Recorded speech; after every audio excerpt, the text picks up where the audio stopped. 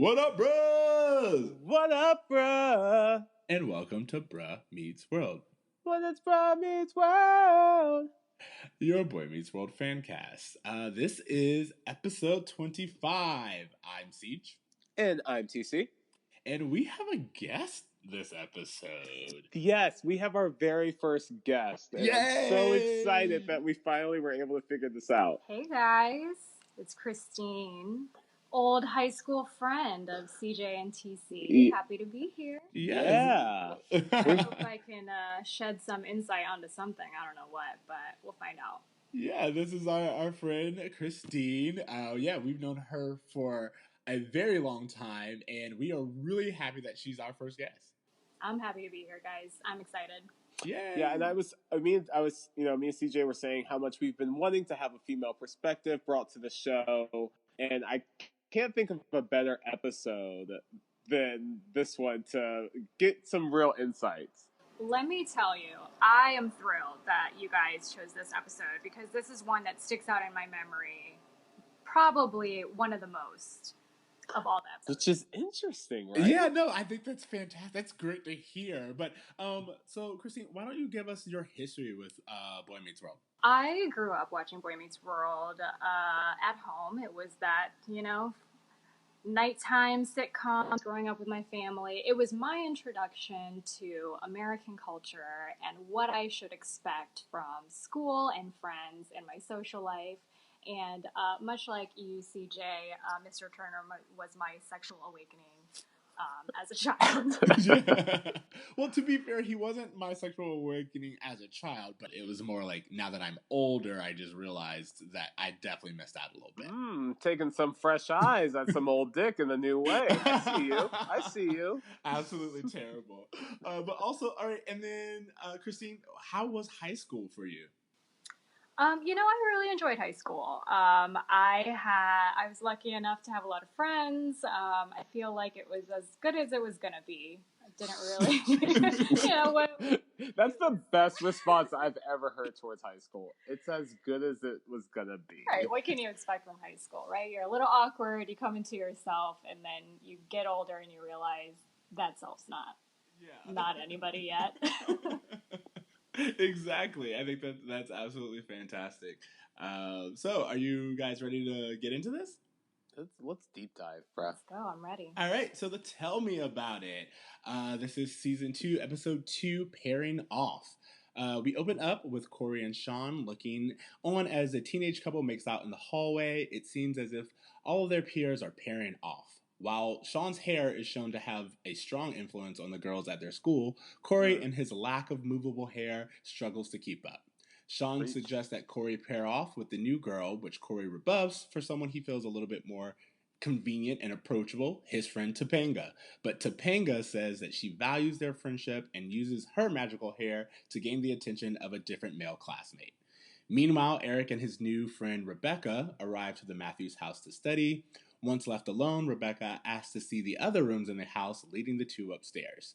Corey eventually walks in on Eric and Rebecca making out in his parents' room, and he later uses this information to blackmail Eric into telling him how to get girls.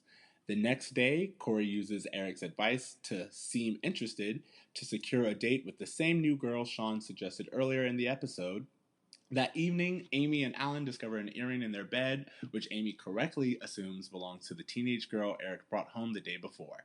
The parents walk into the room and confront Eric about his actions with Rebecca, only to have Corey come in and inform them that he witnessed the event and used Eric's advice to get a date.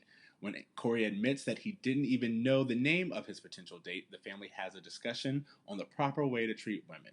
The next day, when the new girl arrives for their date, Corey cancels it, admitting that he tried to force a connection and instead offers to get to know the new girl, whose name is Wendy. So, first thoughts. So many thoughts, so many feelings. So this is a really different episode, but of course, since TC and I always talk, we want to give the floor to Kristine. Tell us more. Oh man, this episode brought up a lot of those awkward feelings that I had in middle school and what I thought like romance was gonna be like as a teenager, and I'm realizing now where all of those tropes came from, and they're impossible. I mean, I don't know about you guys, but I was certainly not dating casually my first day of high school. No, not at all. Who was? I mean, apparently, you know what? I'm not gonna lie.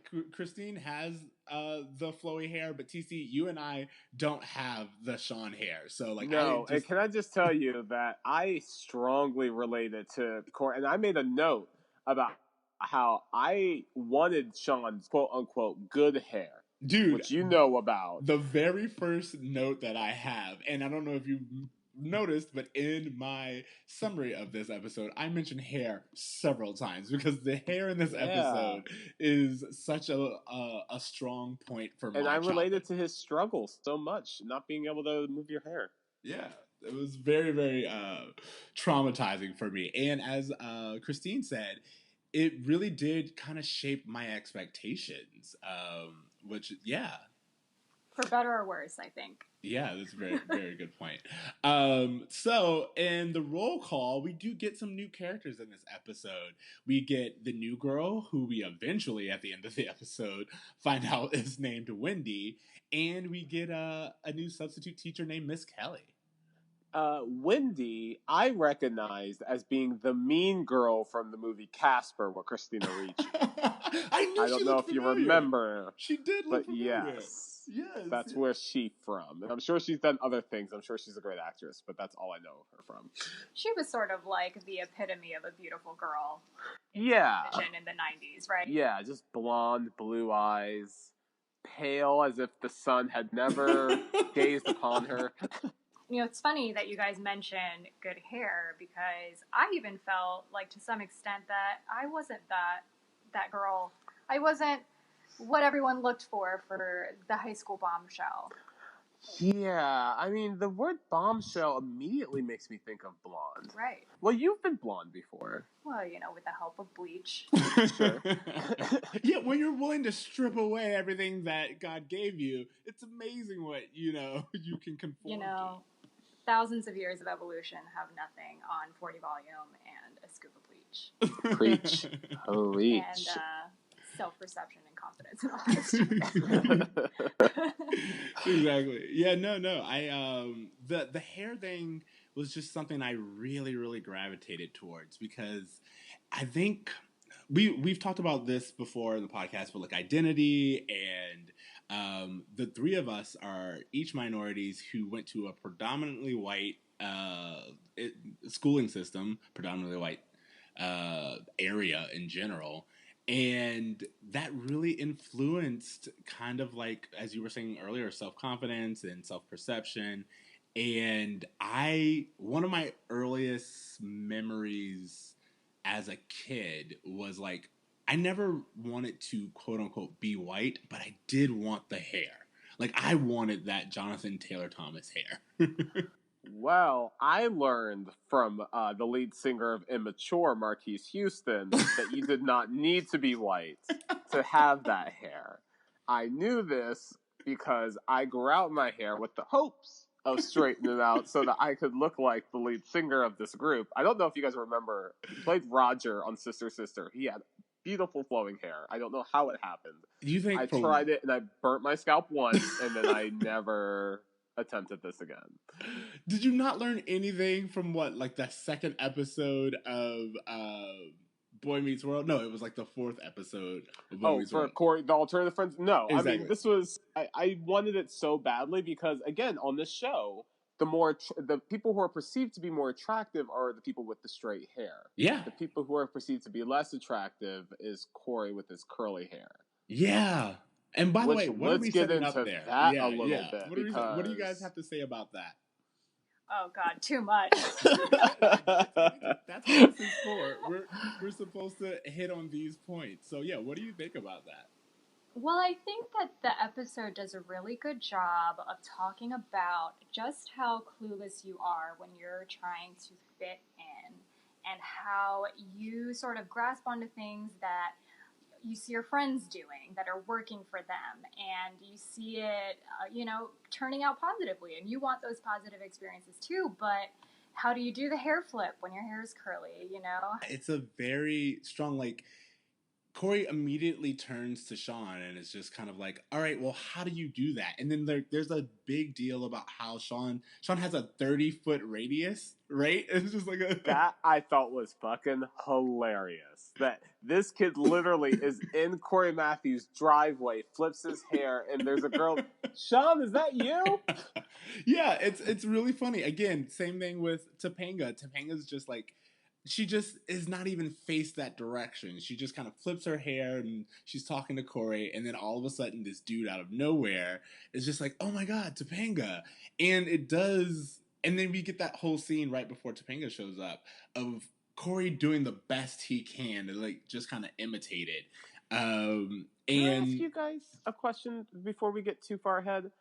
When did you guys feel like, oh, everyone is coupling up, I need to catch up? I think it was 5th grade for me. Really? Yeah.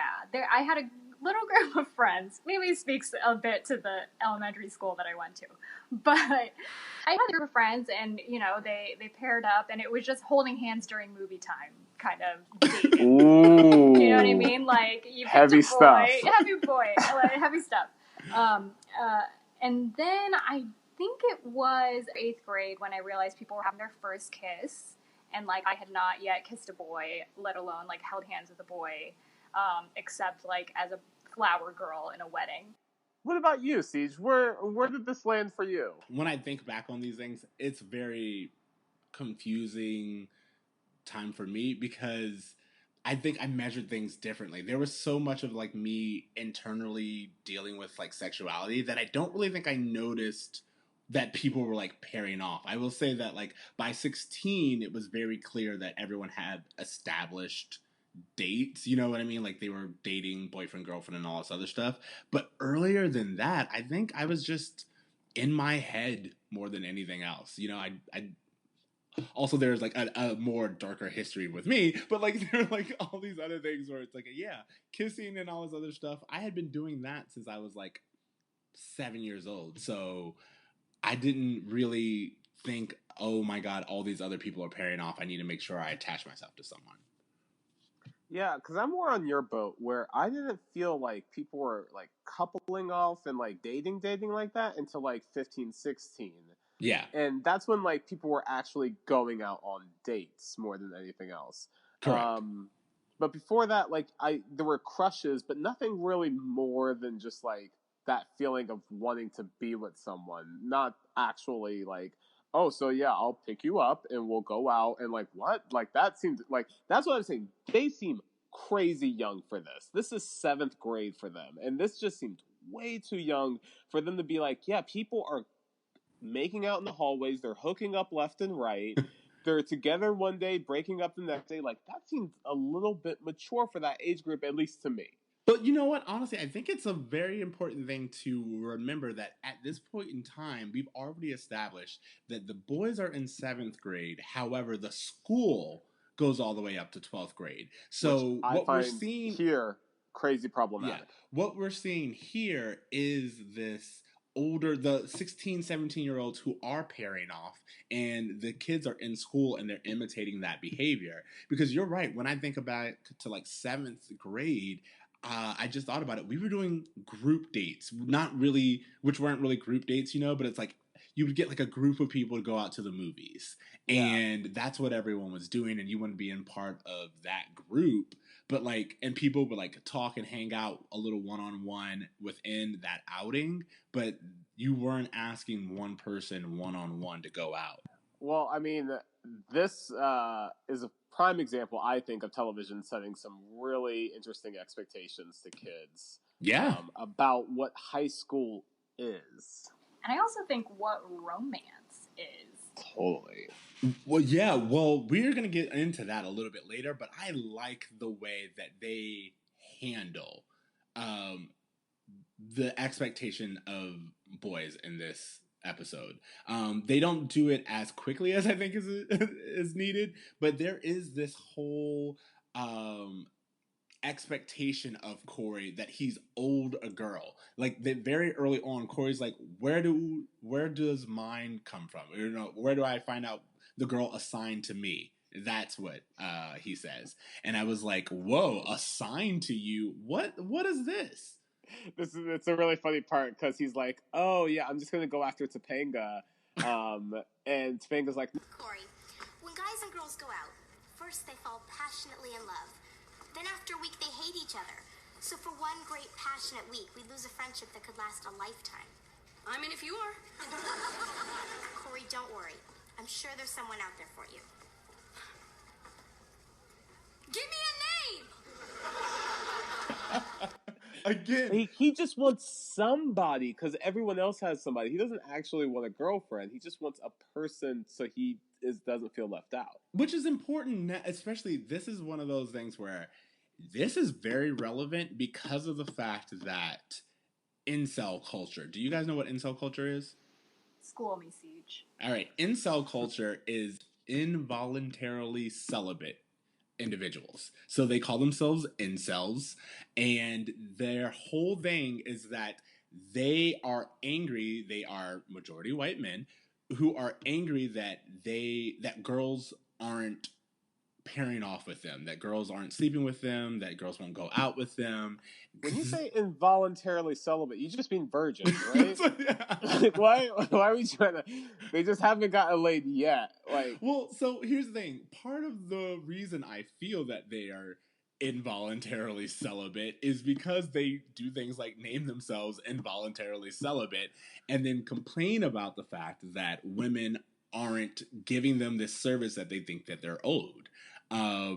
And like, yeah, we used to just call that virgin, but it's 2018. We rebrand everything. Wow, that is ridiculous. I'm sorry. I do not mean to offend any involuntarily celibate listeners. However, no, so I want to make it very clear. The reason why incels are important to bring up is because incels are different from what the nation would classify as virgins. Because virgins kind of, as you said, they see it as, I haven't had sex yet. There's like an age-appropriate time.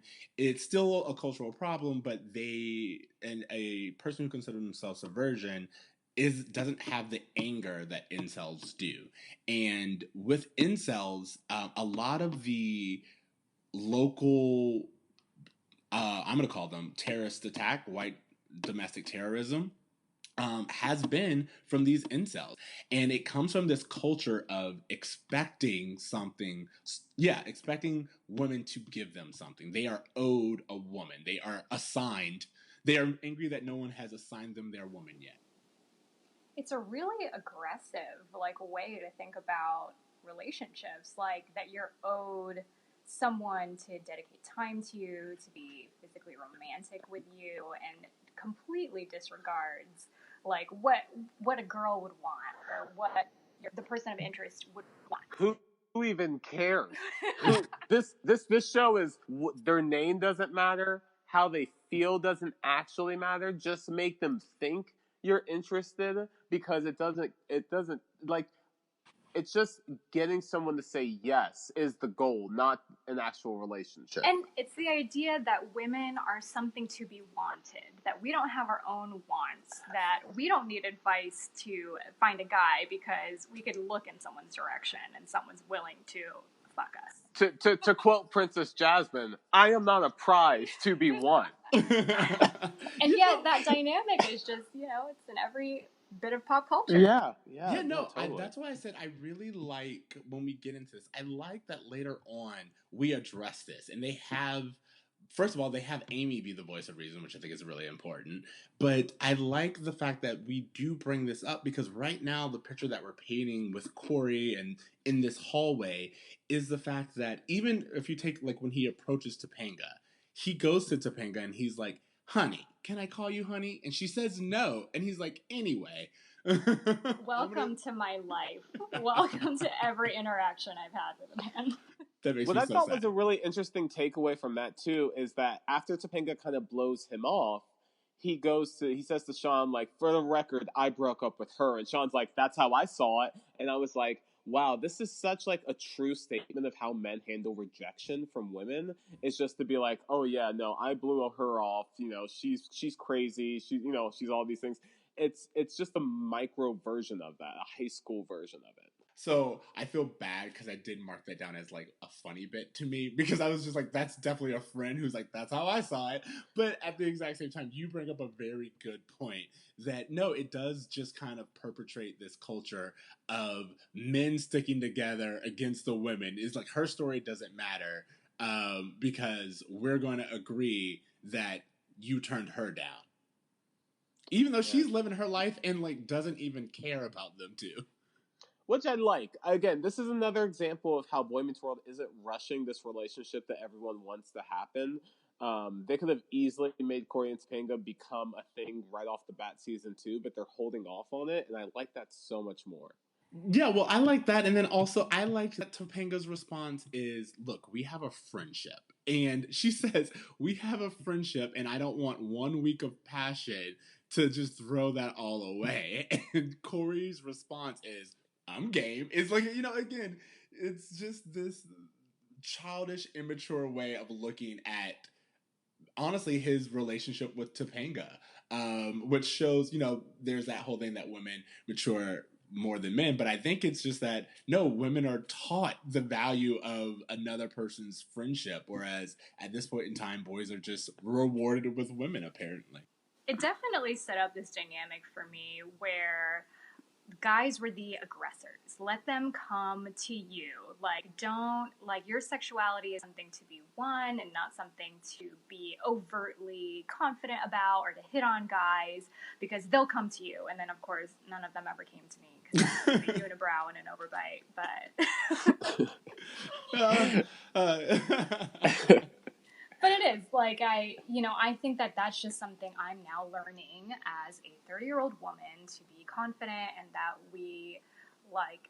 girls have wants too, and we're sexual creatures, and we can be just as aggressive as men, but maybe we just have more respect. Well, the just as aggressive as men thing will be approached later on in the season, but that's framed as is psycho girlfriend. And I think that that's something that culture kind of doubles down on as well. It's like if a guy is aggressive and assertive with a relationship, well, especially if he's a good guy, then you're supposed to be rooting for him. But if it's a girl who's just can't get enough of a male, then she's a stalker, and it's kind of crazy. Stage 5 clinger. Very good. Yeah. All right. So how about, speaking of all of this, in the next scene when we go to health class, which, by the way, I have lots of thoughts about this. In health class, we get a substitute teacher named Miss.Kelly. And with Miss.Kelly, we get some nice back and forth. But we get a nice view of the back of her ass is what we get. And all the kids get that view. They're staring hard at it. Sean gets hard and legit tries to hook up with this teacher saying, I'm a 24-year-old cop. Yeah, so first of all, I did think the 21 Jump Street thing was Sean thinking very quick on his feet. I mean, it's stupid, but it's hilarious. But I also like it because it kind of echoes what Kristine was saying, which is that there's this older woman who just knows how to handle this kid. It's just she doesn't engage. He is definitely pursuing her hard, and very rightly so, because she's a teacher, and I think that this is the only right response. She knows how to put him in his place, and then just kind of give him the attention that he needs as a student, but ignore everything else. It was also just wildly inappropriate. And you just think about when you're that age and you have a cute teacher, you're like, I'm gonna flirt, it's harmless. And now I think about it, I'm like, that probably made them feel so uncomfortable, and they're thinking about losing their jobs and just being perceived in the wrong way, and it's played so lightly in that scene. Well, my biggest complaint with this scene is that the sub comes in and she's like, okay, guys, we're going to be talking about human reproduction. Why is a substitute teacher being entrusted to teach this topic that is so important for kids to get right? You know what I mean? This is just a great example of how public education did not prepare us at all for any kind of real life sexual situations. They just kind of taught us the basic minimum facts so they can say they did it, but still leave so much vague and unanswered. That's what I was going to say. My answer to that is they don't mind if a substitute teacher teaches it because they don't expect they don't expect it to be a well-prepared, thought-out lesson that really dives into the questions you may have. And, it's one of those things that this is probably the only time those kids got that lesson and everything else just moved on, because that's how we treat sexual education in this country, and especially in the 90s, and it's really sad. I remind you guys that, I don't know about everyone, but I was part of Respect in middle school. Fun. And for those of you who don't know, Respect was this whole kind of it was the sexual version of Dare, where it's you said you vowed you would stay a virgin until, I don't know, probably you said till marriage or not. I don't know. It was very Christian based.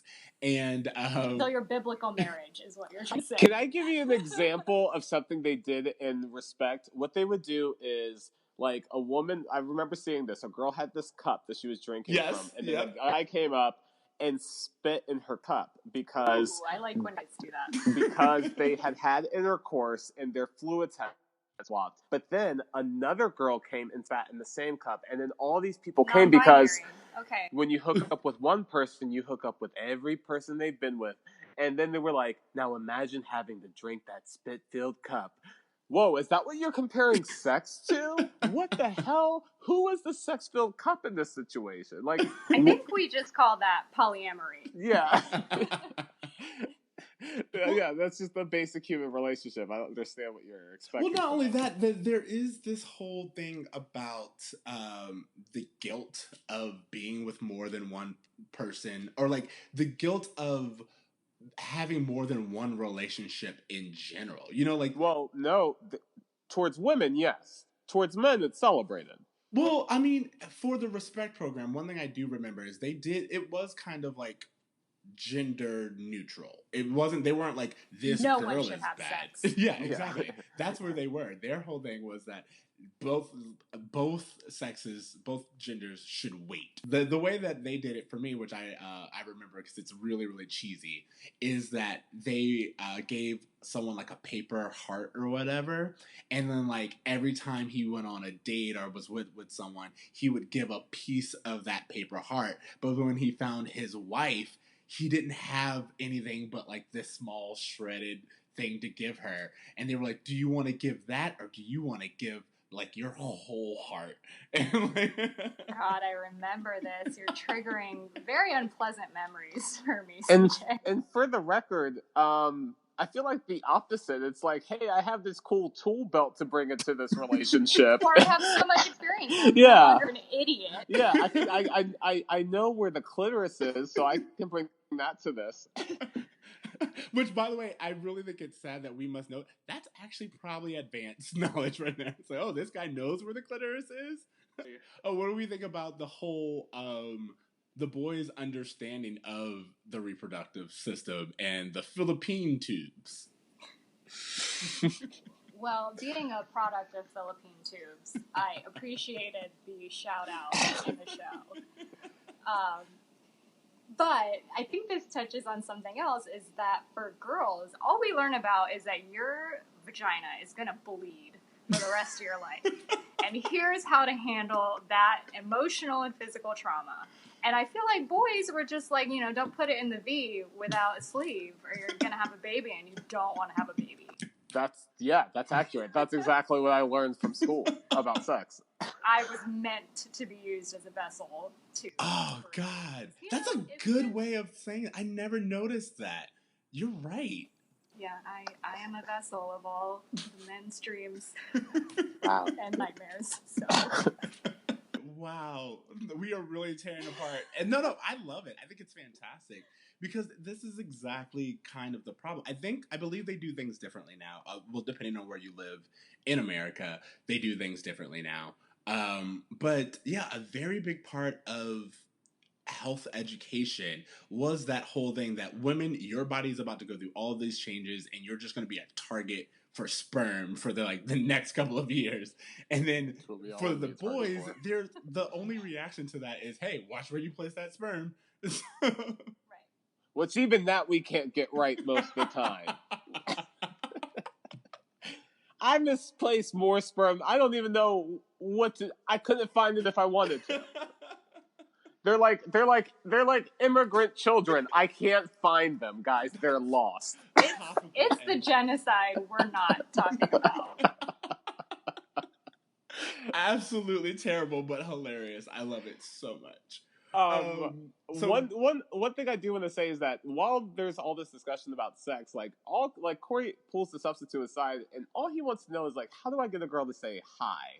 Like, he is so like worried about like the basics that he doesn't care about ovaries, he doesn't care about sperm. Like, none of that is like an actual reality to him yet, because he can't even get a girl to say hello to him. That is a positive about Corey specifically.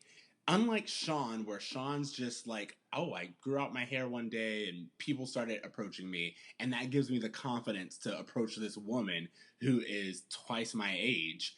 Corey's like, he's humble. He does ask for help. And he goes to the first person he goes to after Sean gives him no advice is this older woman, and he does ask her a question, and we don't hear what she says, but I do like that he went to someone who he trusted and was like, hey, can I ask you a question? How do I get girls to speak to me? Yeah, it was just a very basic, like, oh, this is what a kid this age should want to know, more than the other stuff. Exactly. Speaking of older kids, let's talk about Eric and Rebecca. That chick was thirsty. Oh man, I don't know if I was supposed to be that way at 17, but I definitely wasn't. And watching the episode, I think younger, I was really naive to what that meant to go up to a bedroom and like just see the bedroom. I'm like, what could they possibly be doing? And I, again, was just blown away with how advanced Corey and his brother Eric. The moment Amy leaves with Morgan, this chick is like, I need a tour of your place. I need to go to your parents' bed, and you need to throw me on here and penetrate me. And the moment Amy left. I will not let you paint Rebecca that way, because Rebecca does not say those things directly. What Rebecca says is, I'm paraphrasing. Are you going to show me the rest of the house? Eric chose the location. I think that it was clear that Rebecca was willing to go anywhere to make out with Eric, but she did not specifically say, take me to your parents' room. That was where Eric chose to stop the tour. And I am not a tour guide. I can't dictate where the tour ends. Yeah, I guess my thing is not that she is commanding her own sexuality. I have nothing against that. My thing is that Amy just left. If your parents leave, like, you have to have a time buffer of like, hey, she may have forgot something. She might be on her way back. If she had forgot Morgan's sneakers, she would have walked in on Eric just the tipping into Rebecca. The boldness. It's the boldness of it all. But also, I just remember what it's like to be young and horny. I mean, I'm still considered myself young and horny, and there have been plenty of times where it's like, oh yeah, maybe I should have waited a little bit longer. Maybe, the windows should be all the way rolled up. I'm not talking about my weekend. I'm just saying. Don't ever roll up your windows. Nope. Let the funk out. Terrible. Really brings out the worst in you, TC. But one thing about Eric and Rebecca is that Corey walks in, finds them. Rebecca bolts so quickly. Like, Eric's like, hey, like, do you want to keep studying? Do you want to whatever? And she's like, no, I need to go. I don't think we should hang out again. I don't think that Corey was the reason that Rebecca left. I think that Eric wasn't very good, and she was looking for a reason to leave midway through it and used Corey as the excuse. Okay, so I want to pause right there because I want to hear Kristine's interpretation of that scene, because I wanted to think of what people thought about her reasoning, because I had my own idea about why she left, and you're right, she was very persistent. But I want to hear what Kristine, what did you think? Well, while we are talking about how aggressive the boys are and they're sort of the go-getters of romance, I do feel like the girls in this episode are pretty confident. Like, in the beginning, Topanga doesn't want to have a boyfriend in Corey and isn't apologetic about saying so. And even Rebecca with Eric isn't apologetic about her just wanting to go home. She's just over it, you know? And so I think they come off pretty confident, and I think they're handled well and not, you know, looked at these damsels in distress that need a boyfriend or are desperate for romance. Woohoo! What did you think about her? So what you're saying is that the fact that she wanted to leave is just the fact that she wanted to leave. There's no questioning it. But you don't owe an explanation to him. You're not in a relationship. Yeah, you know, and honestly, I think, first of all, that was one of the biggest lessons I learned while, I guess, sexually maturing, or however you want to put it, was that I had a guy I was interested in who I was like, hey, do you like want to make out? We were at like this party or whatever. Like, do you want to make out or do you want to do anything? And he was like, no, I'm good. And I personally was like so offended. And I was like, well, why not? And his response was, what other explanation would be better than no? And that moment on, I was like, that's a very good response to that. And like, I was like, what more could you say other than no that would convince me? No was enough. And I think I'm just over it. I just don't want to. Yeah, exactly. And I think that's a very good point. We don't need to. I know TC's dying to explore. No, I'm loving the dialogue. But it's like, yeah, we don't necessarily need to discuss her motivations because the point is she didn't want to anymore. And a part of what I got from her too is that perhaps she was very confident about what she wanted until she got it, and maybe she stopped feeling as confident. Is that a possibility? You know, I took it as she just wanted to make out. And now that the buzz was over, the romance had died. Yeah. Yeah, the moment little brothers do dry you up pretty quick. I'm going to put you in a corner somewhere. You're like... Sorry, one other joke I just want to mention that was sprinkled throughout the episode is like every scene opened, Corey and Sean are like, oh, did you hear about like Jesse and Kate, or did you hear about so and so and so and so? And it's really funny because at one point they're like, oh, did you hear about Michael and Lisa Marie? Which I just thought was a really topical thing at the time because Michael Jackson and Lisa Marie had just got married, and so that was a really funny like thing that was current at the moment. That is, I did not even make that comparison, and I hate that you did, but it makes. Oh well, of course I did. But I just thought that was really funny. Okay, so what do we think about Jonathan fucking this up? Oh yeah, I was gonna say there's this whole point during the school that we kind of glossed over where the boys, when Corey's like, I'm sure this whole pairing off thing won't last, and then we see Mr. Jonathan with Miss.Kelly, which by the way, I would totally watch that sex tape. Oh, I agreed. Me three. Yeah. And then there's something for everyone. Yeah, exactly. I'm in it for the curls. There's a lot of curls going on.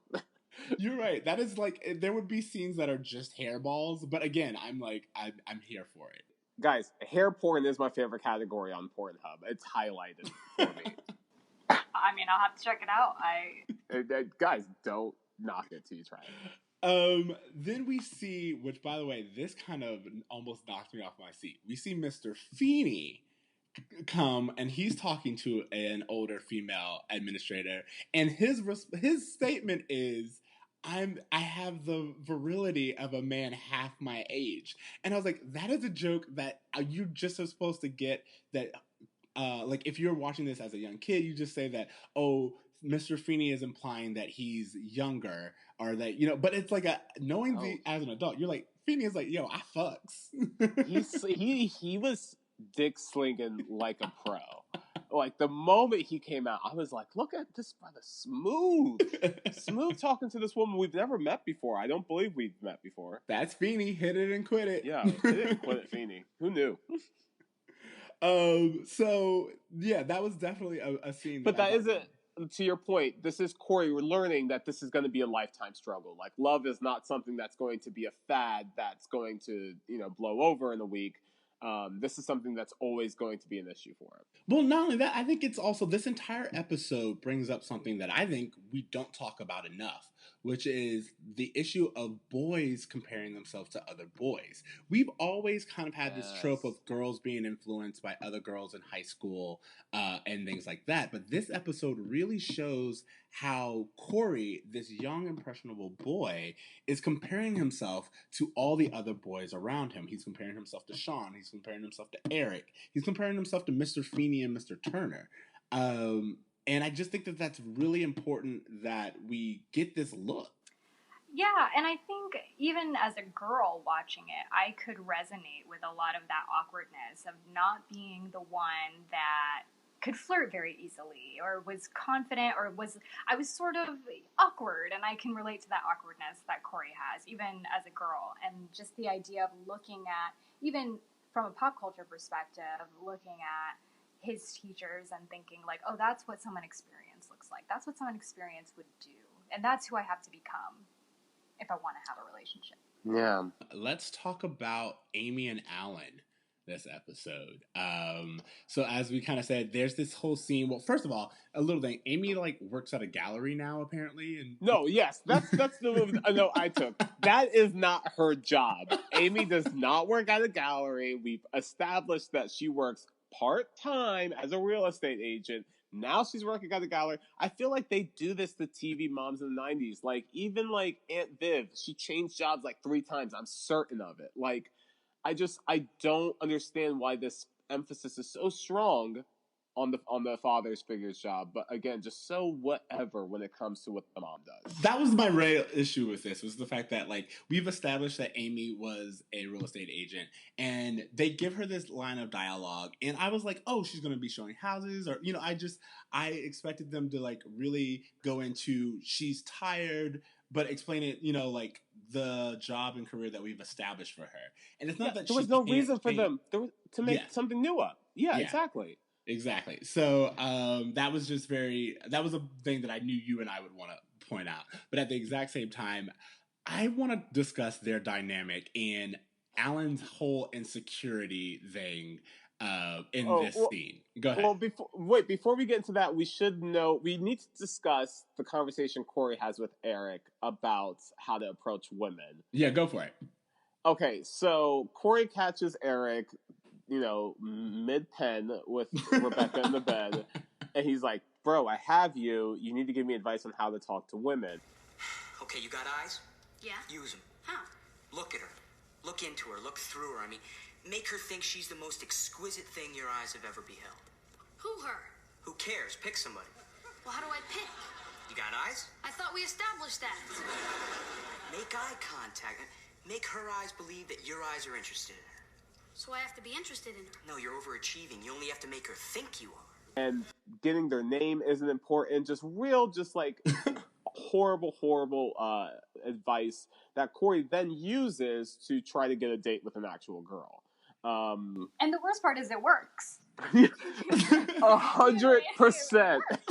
Well, so what I think is important, and I think it's bad because the episode kind of shows that it works, but in reality, what worked was Corey just straight up asking her out. Now, yes, he was able to get her attention by staring her down, basically, and making her feel insecure, but it wasn't that she was like, it didn't have the same effect that Sean's hair flip did. You know what I mean? Where it's like these people are just drawn to him and like, oh, I'm at your will now. What happens is Corey actually musters up the confidence to ask her out, which was not what Eric told him to do.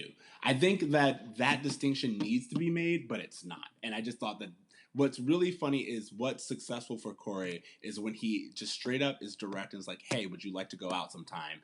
And it's not this weird, creepy thing, which, by the way, obsessing about her hair and all this other stuff, that really creeped me out. I was like, I would have slowly backed out of the room.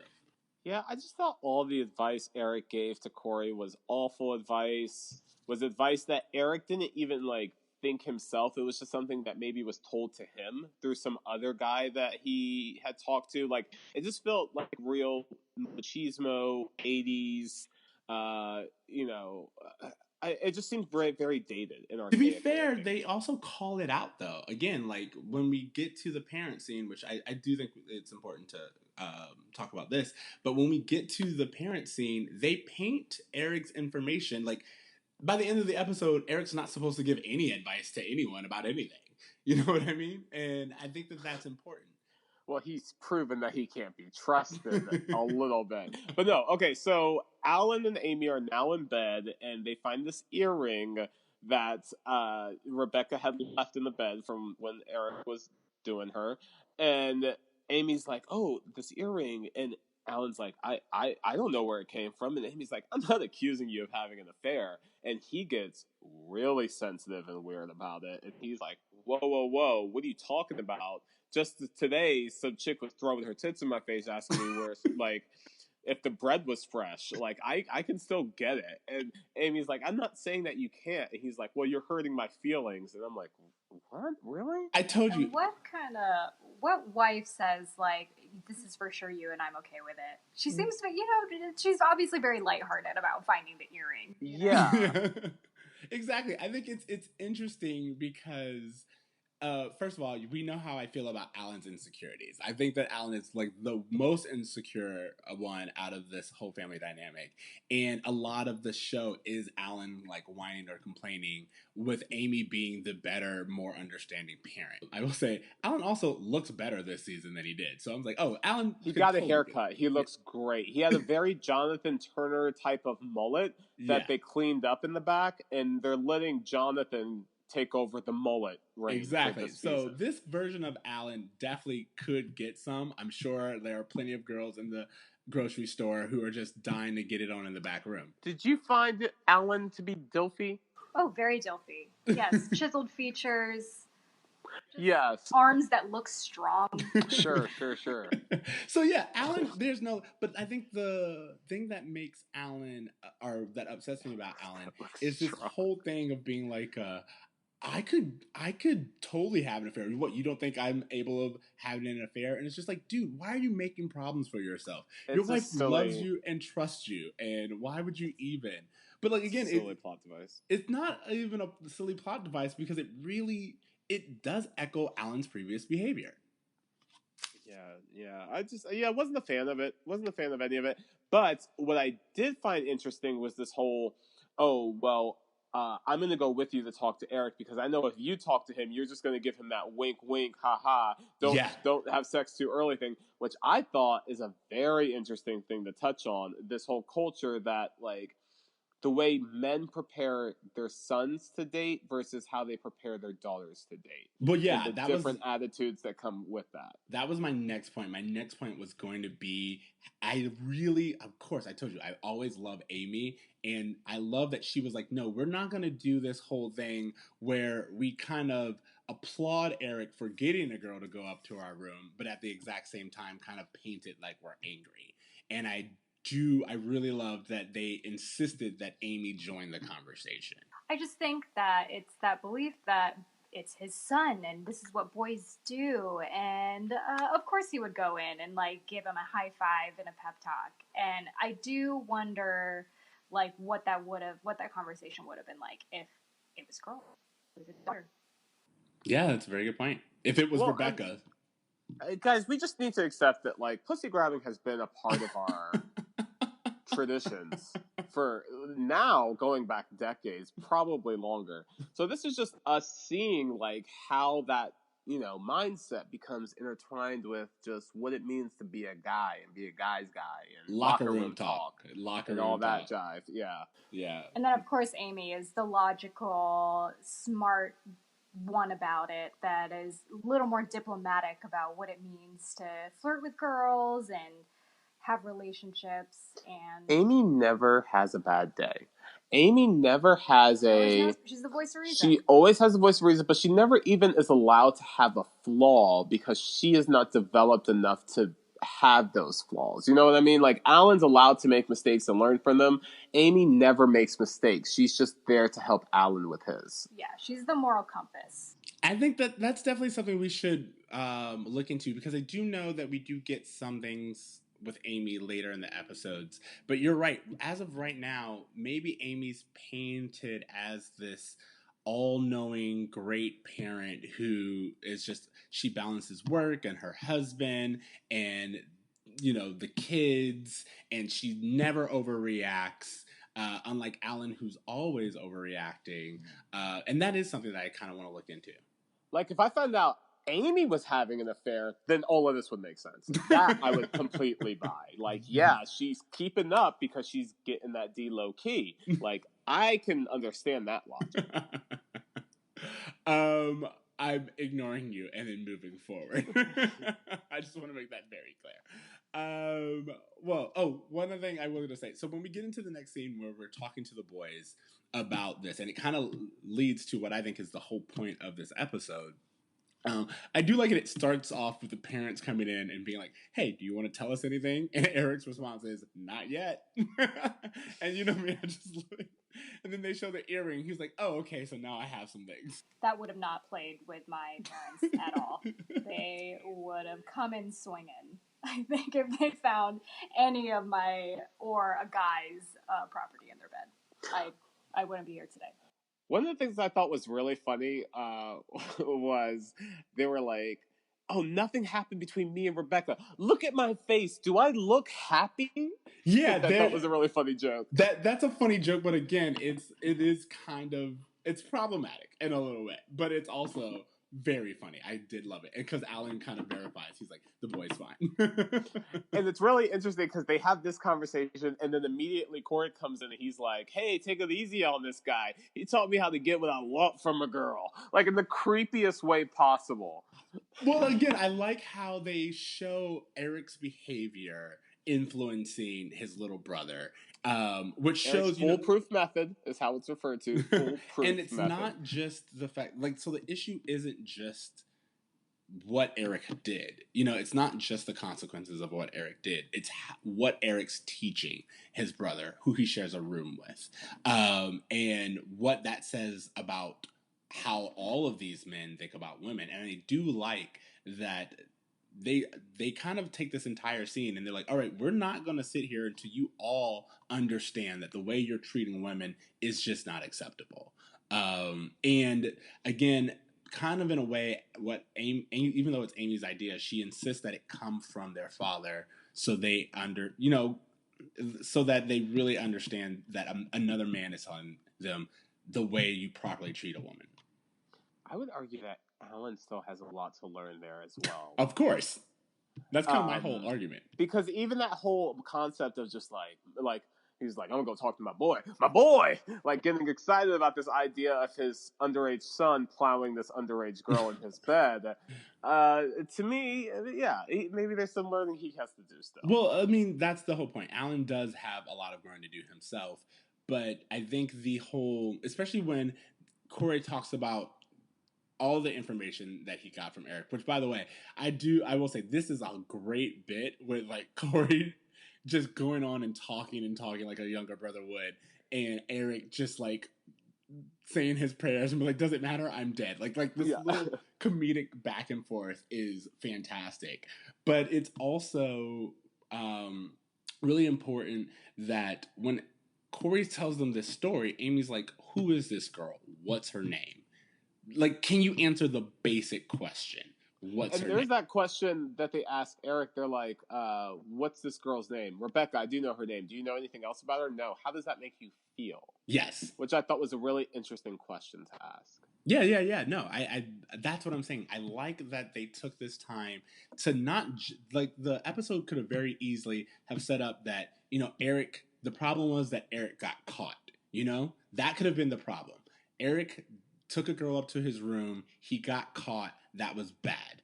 And instead of doing that, which is what most sitcoms would have done, they really take the time to be like, "No, the issue wasn't that you had a girl in your room. The issue is that you know nothing about this girl." And that they know nothing about girls in general. Like even Eric, at the end of the episode, is asking Corey for advice because he too is just making this up as he goes. In that, we talked about a little bit about consent and restraining yourselves, and the whole idea of just as a teenager, you're still responsible for your hormones. Like I said, they just don't let Eric get away with it. And to not rush into sex, because I do think that that's something that Alan brings up. He's like, I know plenty of guys who were like, oh, we were doing nothing, and it resulted in them having a kid. Which again, I think there's sometimes a problem with the whole idea that the worst the worst consequence of sex is having a kid. But I still think that it's great that they took that moment. Right, like, is there not a Planned Parenthood in this town? Like, you know what I mean? Like, there we can avoid that. Guys, it's Philadelphia. There 100% is a Planned Parenthood. I just feel like it's so heavy, like these consequences of dating, and it was never presented in real life or in pop culture as something less than like either a huge romantic commitment or a huge mistake that you're going to regret. Either or, yeah. Right. All right, so the final scene is where Corey actually cancels the date because he just says that he was trying to force it. And instead, he asks what her name is, because the entire time she really is just known as the new girl. And we get that it's Wendy, and they have this nice little high meet cute. What do you guys think about like the way that they tied this all up? I appreciated that Corey chose the more moral and ethical road, and that he decided to get to know her a little well. And I think that it's very romantic. It's very fairy tale-esque. It's probably not realistic, but I appreciate that. Stuck to his character of being this lovable kid who means the best and would never want to take advantage of anybody. He gives it a little more thought, which I appreciate. Yeah. And he's not just this brute force flirting monster that Eric would train him to be. Yeah. Can you imagine if he, like, again, to kind of go back where we started from, can you imagine if Corey did have the hair? Like, then you just have Sean and unstoppable. Corey. Yeah, exactly.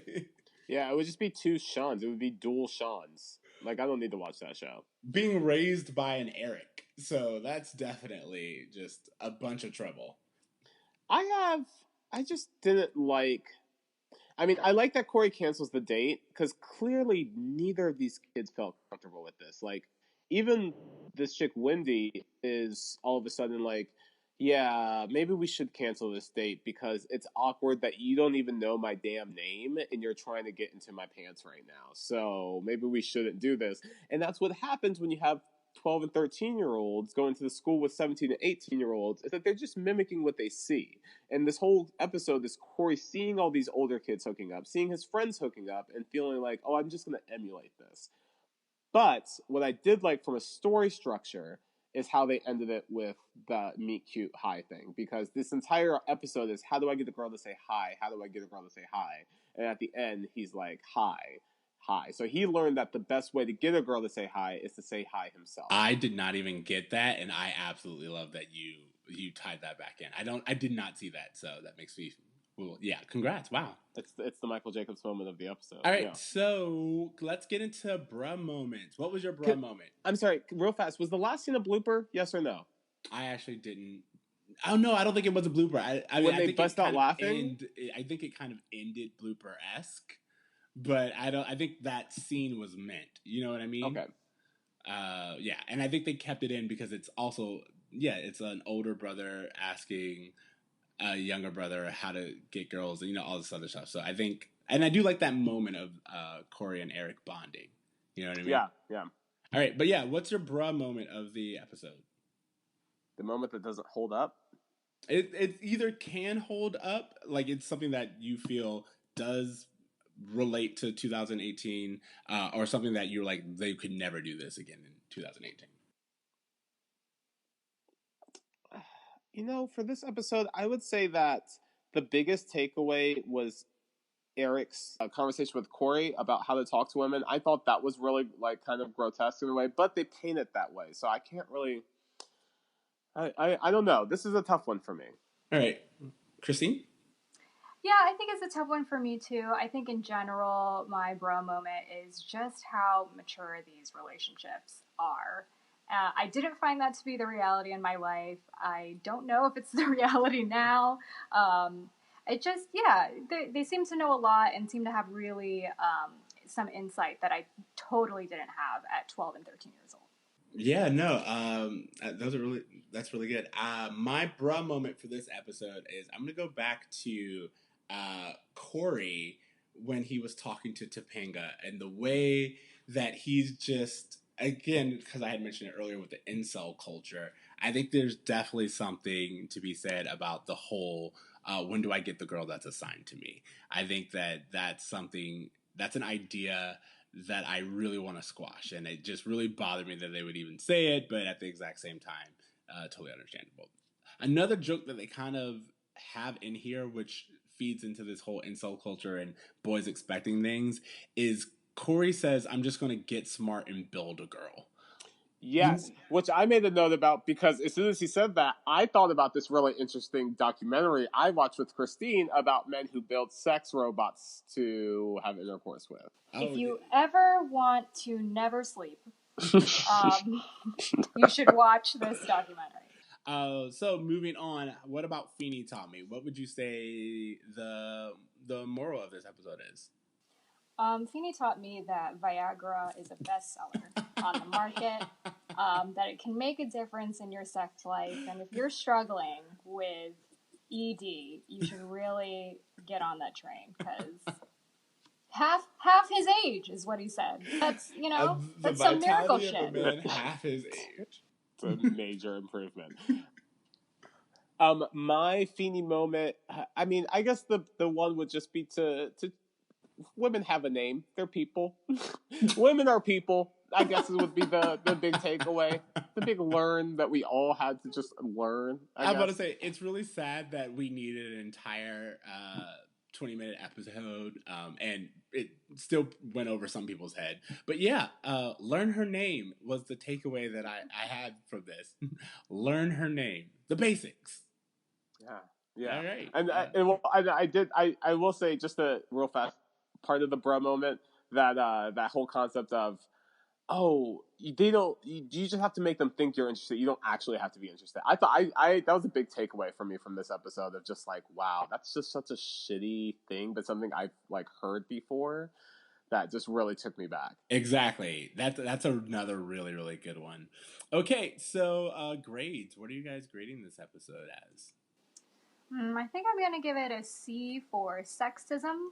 And just because I think it did paint girls as these objects to be had, that every guy wants one, and it's totally natural to pine over someone, to be persistent over someone, despite, girls just having a life and interests of their own and their own little worlds to get to know. Yeah, I'm gonna do just a B. I just found the episode to just be kind of, I wasn't super interested in this Wendy girl. I wasn't super interested in anyone of the main cast having sex. So yeah, just a B for me.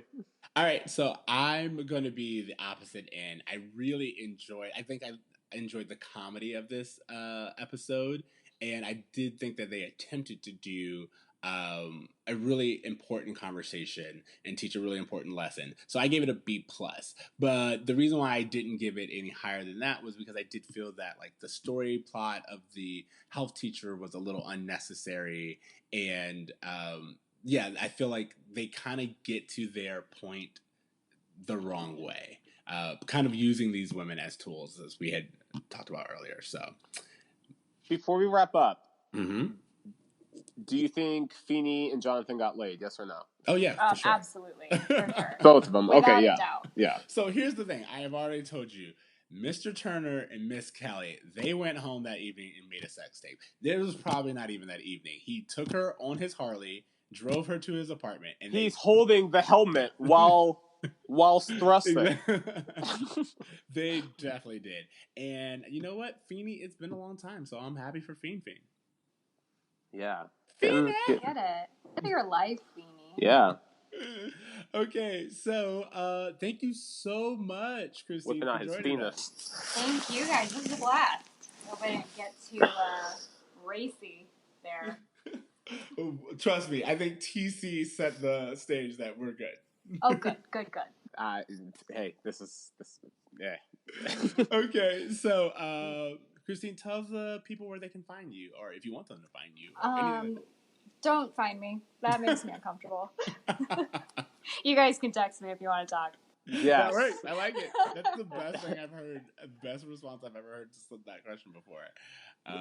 Well, that's what Bill Murray has. He only has a single phone number that if people call, they have to pitch screenplays through voicemail, and if he likes it, he'll call you back. Oh, he got burner phones. Movie pitches. Oh, yeah. I like it. That's great. Now, how about homework assignments? Do you guys have any recommendations or references that you want the listeners to check out? I have one. Sure. I would recommend the listeners to read Rebecca Solnit's book, Men Explain Things to Me. She is an author, and she just goes through her interactions with men, both in the literary world and in her professional life, who try to explain things to her as if she has no idea what she's talking about when she's been published several times in the subject. It's a great book. It's full of laughs. She's really lighthearted about it. Girls, hashtag me too, hashtag girl power, hashtag what's her name. I love it. I love it so much. TC. On the opposite side of the spectrum, I would like to recommend the 2010 Netflix documentary, My Sex Robot. We had referenced it earlier on. It is a carnival ride, fascination and nightmares that I feel everyone should go on. Yeah, and it's only 46 minutes, guys. Only 46 minutes. It's an easy swallow. Yeah. Okay. And my homework assignment this week will be the show Steven Universe. I don't know if you guys have you guys ever watched Steven Universe or anything? Mm-mm. It is this show that I had heard a lot about, but it is one of the best shows that I've ever seen deal with emotions and trauma and masculinity and sexuality. Like it's this kids cartoon that I'll say like the first season is like very cheesy and hokey, but it's all set up to like these really great issues. Yeah, just like social issues and maturity and dealing with how you feel about things and respect. So it's a really, really great show. And then I had been watching it for years now, and it just had a really big influential episode. So that's the one that I want to promote, as well as we are recording this during Pride Month. So I'm just give a big shout out to Pride Month and the LGBT community. Ayo. Shout outs. Hey, can I add something real quick to the homework? Me and Kristine both have been watching this Robert Kennedy documentary on Netflix. I finished it. She's still like midway through. Fascinated by the whole thing. I know it's like it's about Robert Kennedy's race for presidency and his assassination. Super well done. I don't know who did it, but it's great. I couldn't stop watching it. It tugs at the heartstrings, tickles the brain. What's it called? Bobby for President? Bobby for President, yeah. Bobby for President. There you go, Bobby for President. All right, thank you guys so much. All right, thank you for listening. This is Bruh Meets World. Remember, you can find us on Spotify, iTunes, Stitcher, anywhere that you listen to your podcast. Make sure to leave us a rating, as you always enjoy. You can also follow us on Twitter at Bruh Meets World, or Facebook at Bruh Meets World, and email us bruhmeetsworld@gmail.com. You can find me on Twitter at Extra Siege. That's XTRACEEJ. TC? Yes, you can find me at @TheBraverMe on Instagram, or you can just find me at the Club. Up in the club. And leave Kristine alone. She doesn't want to be found. Don't try to find me. All right. Hey, Kristine, will you do us a favor and send us out with our closing segment? All right, guys. As always, remember to dream, try, and do good. Yay! Later, bros. Later, bruh.